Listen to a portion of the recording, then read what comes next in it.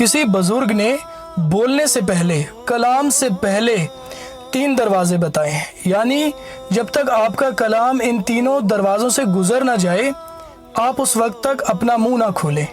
آپ اپنی گفتگو کو سب سے پہلے سچ کے دروازے سے گزاریں، یعنی آپ اپنے آپ سے پوچھیں، سوال کیجئے آپ جو بولنے لگے ہیں کیا وہ سچ ہے؟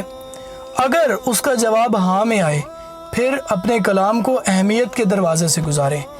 آپ اپنے آپ سے پوچھئے، سوال کیجئے کہ جو آپ کہنا چاہ رہے ہیں کیا وہ ضروری ہے؟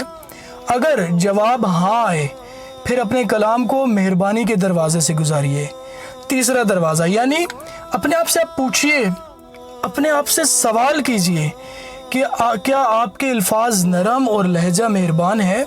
اور فرمایا اگر الفاظ نرم نہ ہو اور لہجہ مہربان نہ ہو تو خاموشی اختیار کر لیجئے۔